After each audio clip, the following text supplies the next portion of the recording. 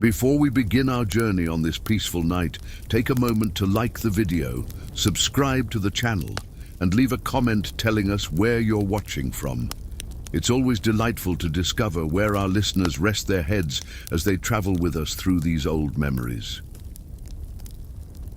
The handkerchief left on the clothesline. For many years, I lived in a house with crooked windows and a low roof, where the wind seemed to know how to enter uninvited, yet always gently. It was one of those homes that came with silence in the corners and stories in the floorboard creaks. From the backyard, one could see the clothesline stretched between a plum tree branch and the tip of a wooden stake, always slightly tilted with age. It was there, on a mild spring morning, that I noticed something I should have seen before: the blue handkerchief, my husband's favorite, still pinned to the line, as if winter had never passed, as if he was still around to retrieve it. It was a simple piece of cloth, but sturdy, with an undone seam along the edge and a rust stain near the center, a scar left by a long-lost pin. I remembered that handkerchief well.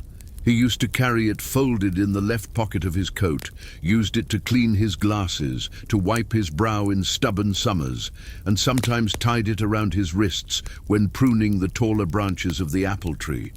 Seeing it there, stiffened by the dew and swaying timidly in the breeze, felt like stumbling upon an unfinished sentence, a presence suspended between the days that had passed and those that insisted on continuing.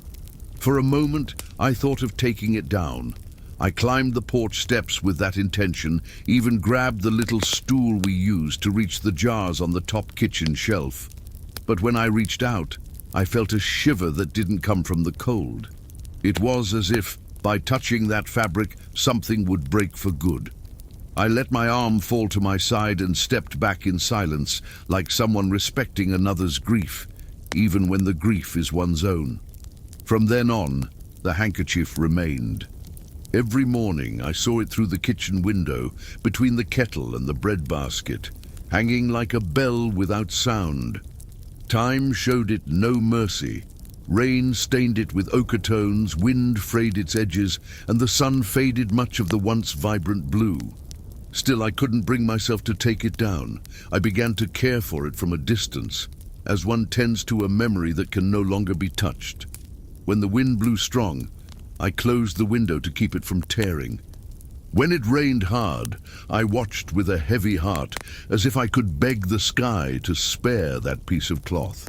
It was strange, I admit, but it was all that remained of the routine we once shared, and there was comfort in that. I remember a day late in the summer when a neighbor came by with a basket of figs and curious eyes. We sat on the porch, and as she spoke of harvests and hens, her gaze settled on the handkerchief.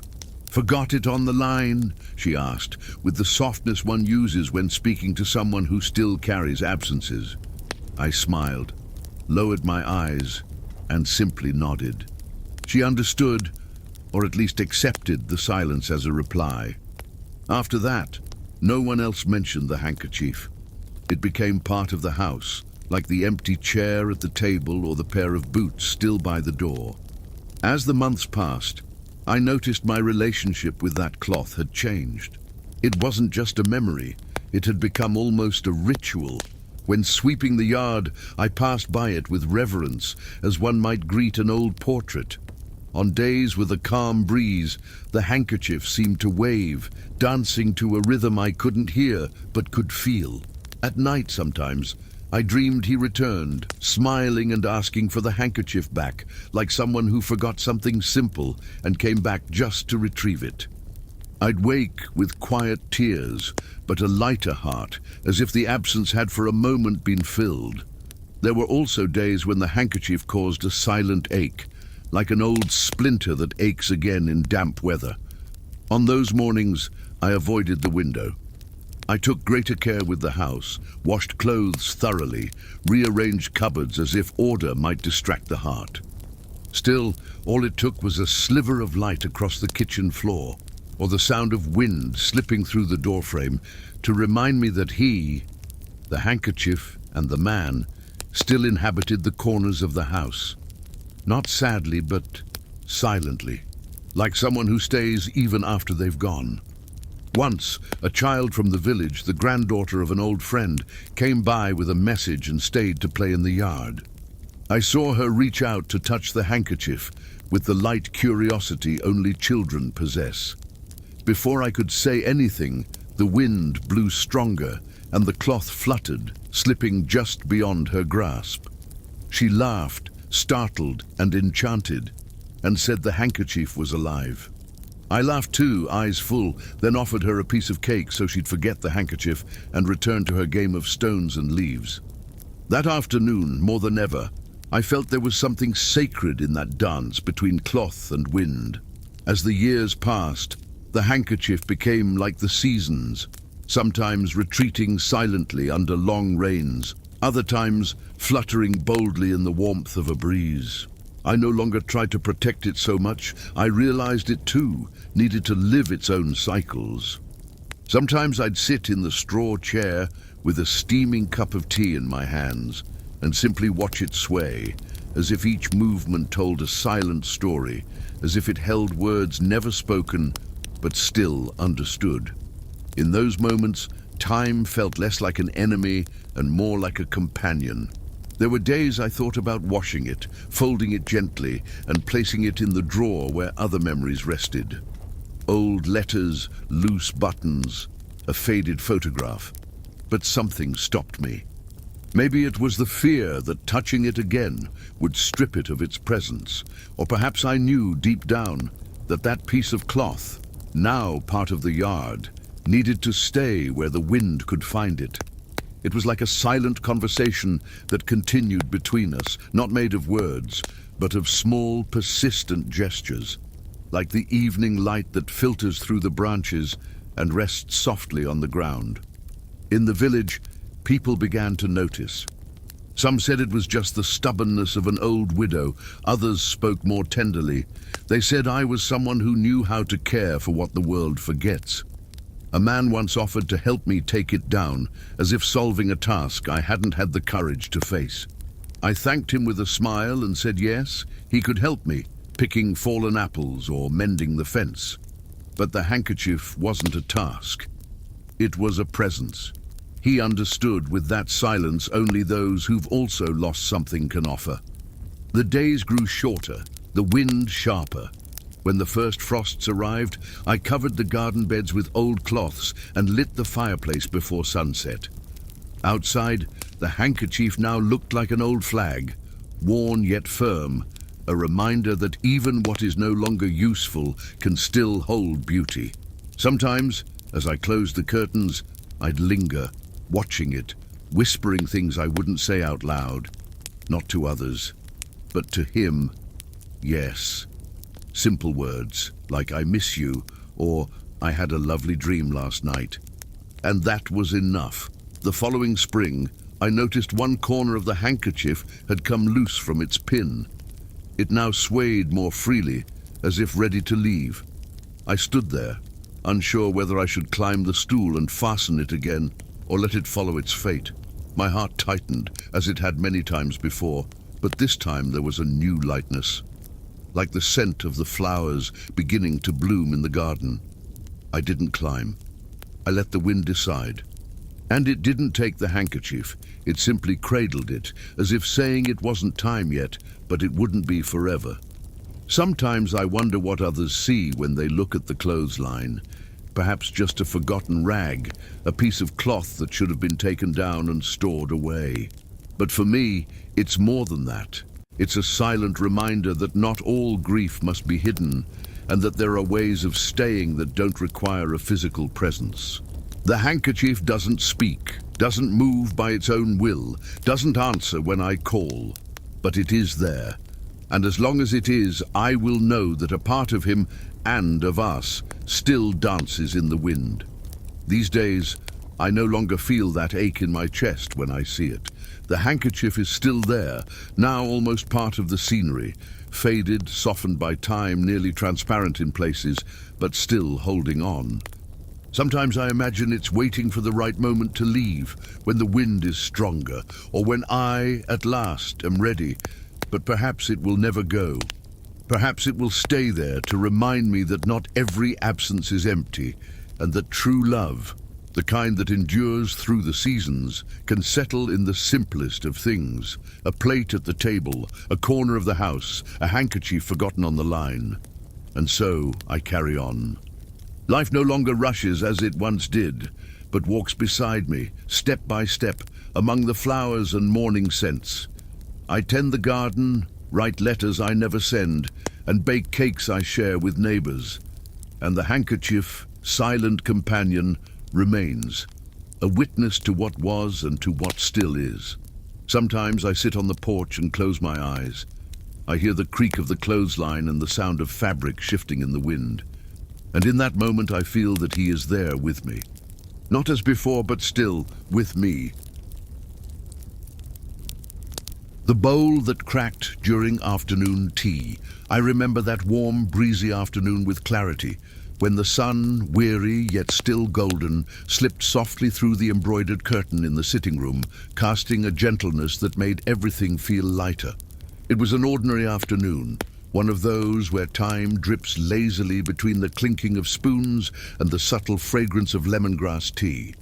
My granddaughter, small and curious, was stacking dry leaves in the yard, and I, my apron still damp from ironing, set the table as I had done countless times before, unhurried, like someone repeating an old gesture with the same tenderness as always. As I reached for the light blue ceramic bowl, the one that had been with me since I was first welcomed into this home, I felt a dry crack beneath my fingers. A brief sound, but enough to still the moment. I looked down, surprised at the fine crack that snaked along the rim, like a memory returning unannounced.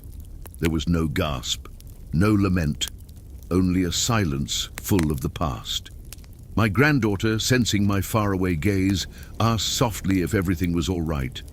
And it was, because somehow that crack brought back something I hadn't even realized I'd forgotten. I sat down slowly, still holding the bowl, feeling its warm surface and the faint roughness where the glaze had given way.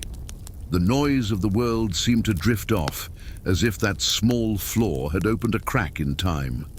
Then I remembered the day I first received it, a humble gift, wrapped in floral fabric, given by my mother-in-law on the evening of my wedding.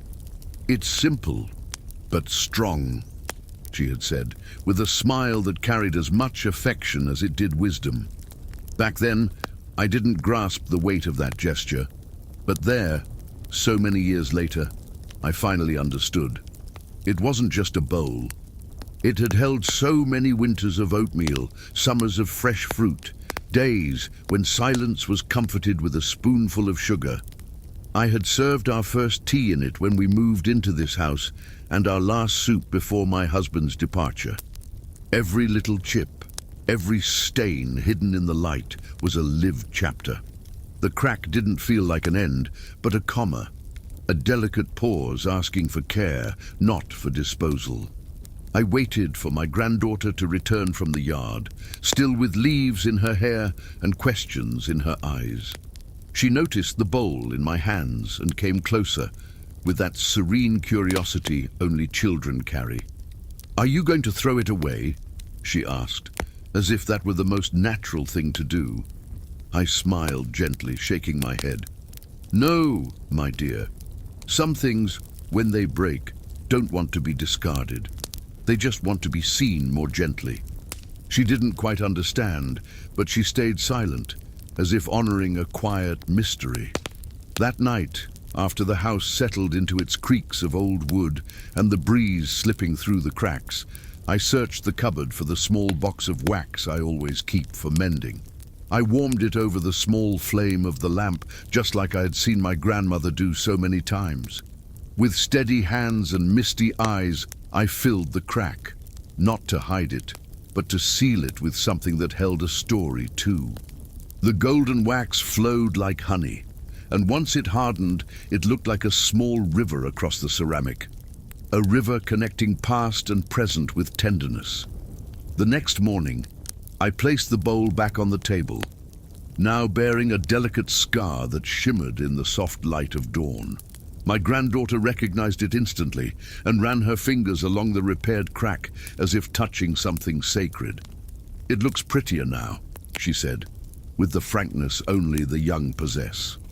And indeed, there was a new kind of beauty in it, not the beauty of perfection, but of something cared for with love and patience. It felt as though the bowl now carried not only the memories of what had been lived, but the choice to keep existing, despite the break. We spent the following afternoon together, picking herbs for tea and baking simple little cakes, just like the ones my grandmother used to make with me. The bowl at the center of the table seemed to smile with us.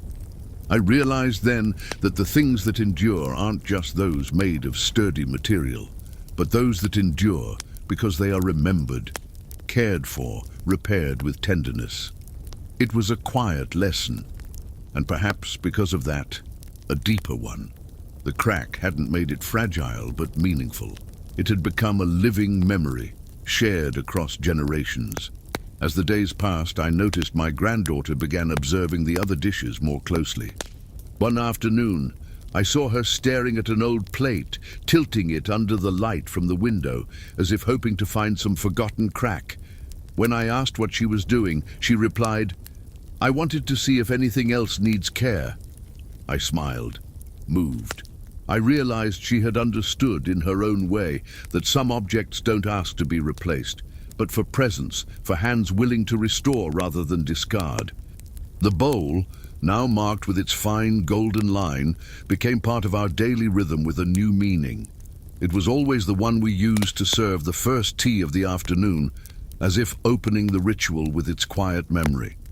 Each time we touched it, there was a pause, a gentle kind of reverence for all that had been lived and for all that could still be. There was no longer any rush in our gestures, no urgency to renew what was old. There was only the wish to remain close, stitching the days together with affection. Over time, visitors began to notice the bowl with curiosity. Some praised the delicacy of the golden mend. Others suggested replacing it with a new one. But I would only smile, without explaining much, because that bowl wasn't about appearance, it was about continuity. It was like a thread sewing the days together, joining who we were to who we still are. Those who knew our story understood it without words, and that was enough.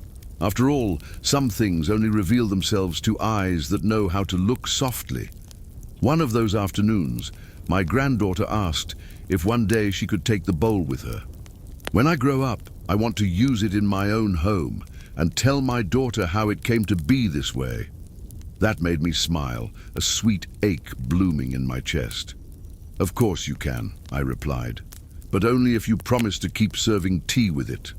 Even if it cracks again one day." She nodded solemnly, as only children can when making important promises. And then we returned to the sound of the kettle gently boiling, like a heart warmed over time.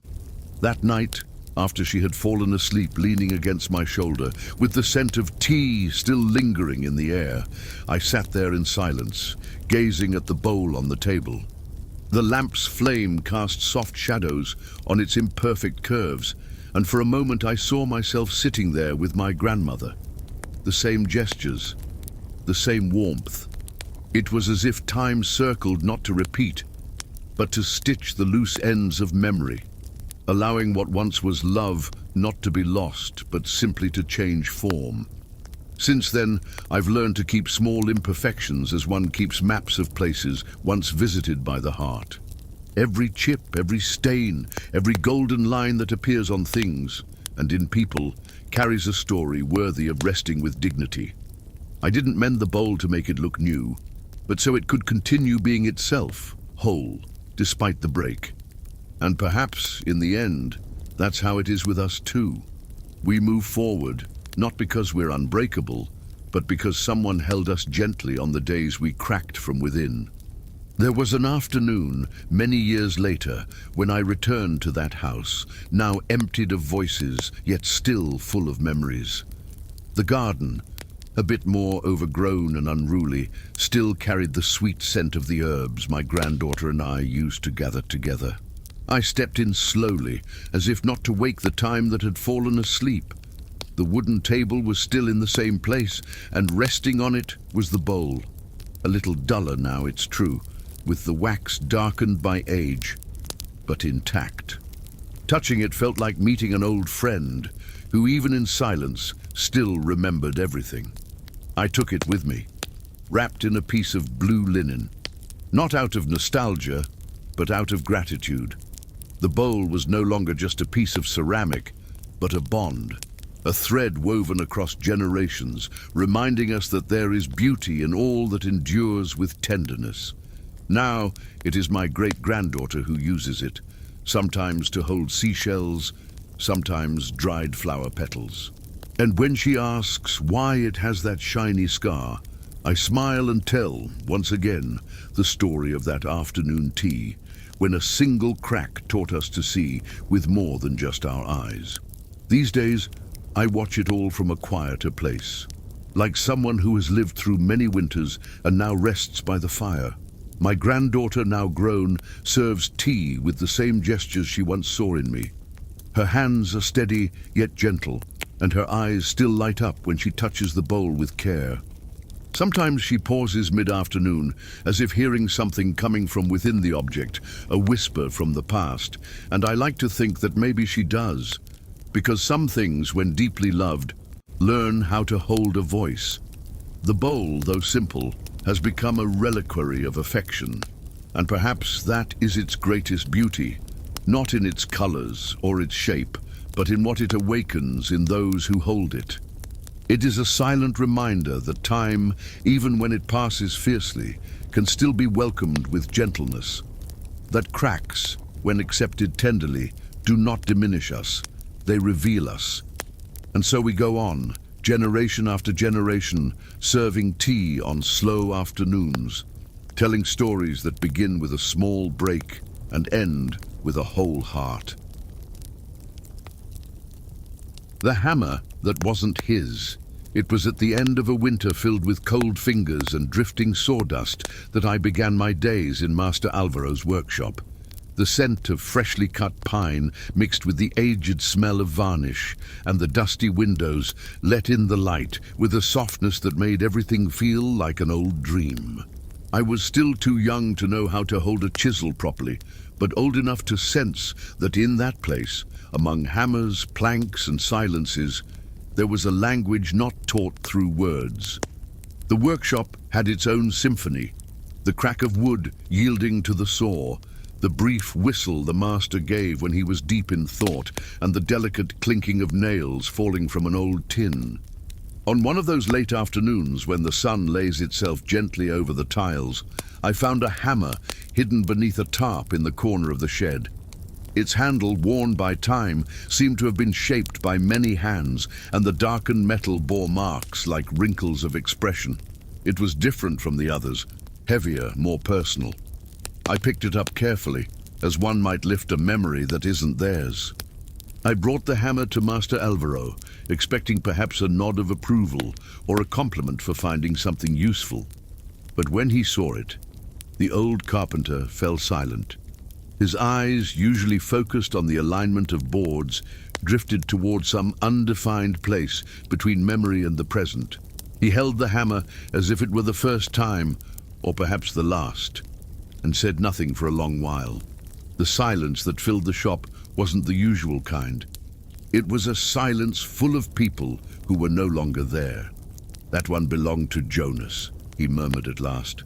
His hand was light, but the nail always went all the way in.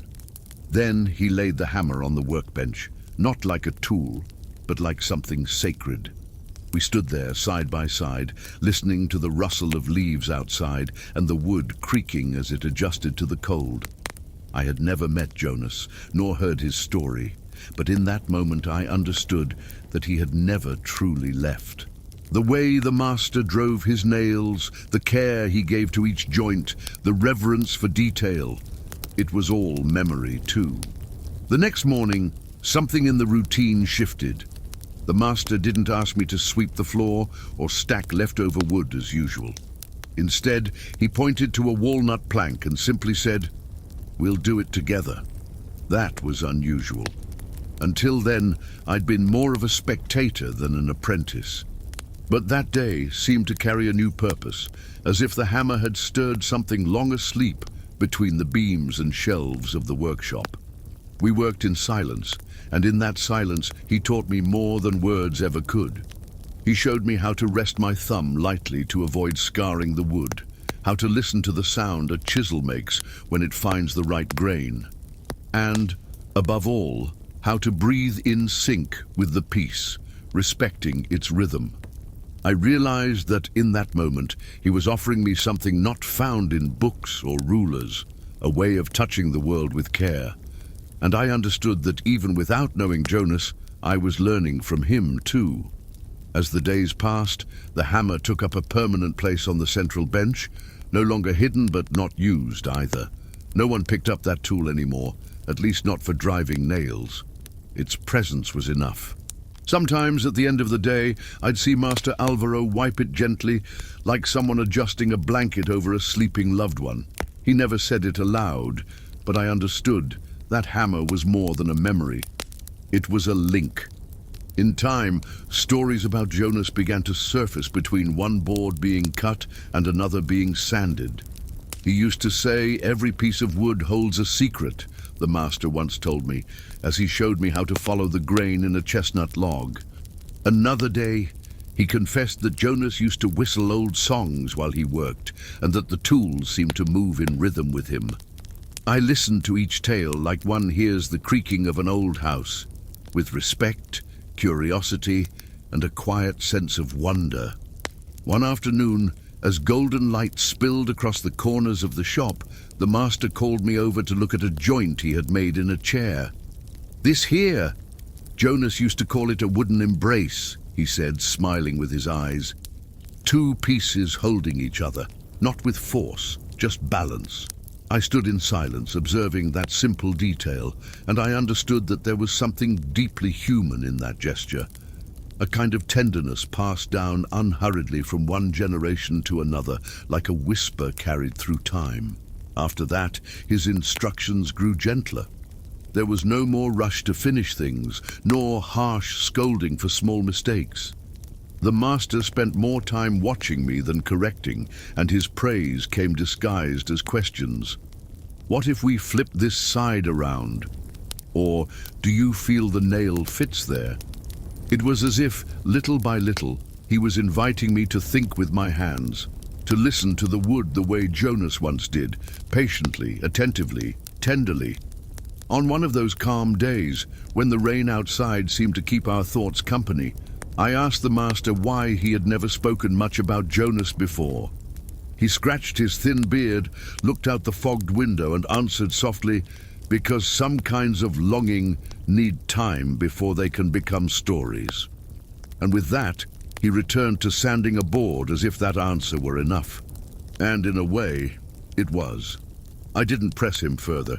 It was like opening a box that only should be opened when the soul has a place to hold what might come out of it. After that, I began noticing how the workshop held silent traces of that absent companion, an extra mark on the yellowed calendar, a stool with a name barely scratched into it, a crooked frame with a dried plant pressed behind the glass. Nothing clearly said, Jonas was here, yet everything did. And I began to understand that what we leave behind, more than grand achievements, are the small gestures that take root in the daily lives of those who remain. As the seasons passed, I began taking on more tasks, and the workshop, once so distant, began to fit into my own gestures. I still made mistakes, of course, bent hinges, forgot measurements, but the master didn't grow impatient. On the contrary, he'd say, Jonas used to laugh at mistakes. He said every piece of wood has a will of its own, and that learning carpentry is, above all, an exercise in humility. That made me smile. And every time I got frustrated with a bent nail or a cracked board, I'd remember those words like a simple little spell. One cold morning, when dew still stitched the rooftops, I arrived early and found the master sitting on the bench by the door, the old hammer resting in his lap. He was quiet, deep in thought, but not sad. When he saw me, he simply said, "It's been 7 years today." He didn't ask if I knew what for, and I understood. He meant Jonas. We sat side by side for long minutes, with no tools in our hands, no hurry in our chests, and there I understood that grief, when shared gently, can take root. That same afternoon, he taught me how to make a wooden hinge, the kind almost no one uses anymore. That was Jonas's favorite thing to make, he said. He used to say wooden hinges knew how to grow old alongside the furniture. We made one together, or rather, he let me try while watching in silence. My fingers trembled a little, but something in the way he watched gave me steadiness. In the end, the piece wasn't perfect, but the master ran his hand over it like someone approving not the result, but the effort. It was that day that he offered me the old hammer. "If you want, you can keep it for a while," he murmured, like someone lending something sacred. I was speechless. I held the tool with both hands, feeling the weight that went beyond iron and wood. It was the weight of trust, of memory, of time layered into things well cared for. I didn't need to make any promises, but I knew that from that moment on, my responsibility was no longer just to learn how to drive nails.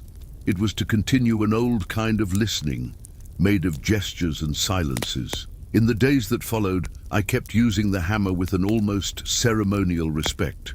Not out of fear of damaging it, but because I understood that with each strike, something invisible was being held together, as if the sound resonated beyond the walls of the workshop, echoing through a time that came before mine. Sometimes, as I worked, I felt as though someone was watching me, not with sternness, but with that rare kind of silent approval, like a quiet nod from far away. I began to understand then that we don't learn a craft only from the one who teaches us, but from all those who came before. Each tool carries stories, each piece of wood responds to hands that are no longer here. And so I came to see that that seemingly ordinary hammer was a bridge, and that my presence in that place was not a beginning, but a continuation. Craftsmanship, after all, is less about making furniture and more about keeping alive the gentleness of those who care for the world in silence. The following spring, we built a corner cabinet for the village school. It was a simple project, but the master insisted that I lead it. He guided me with brief gestures, watching from a distance, like someone watering without drowning. At the end, when I fixed the last hinge, one of those old wooden ones, he placed a hand on my shoulder and said, "Jonas would have liked this." He said nothing more, but that quiet praise meant more than any medal. For the first time, I felt I was no longer just an apprentice.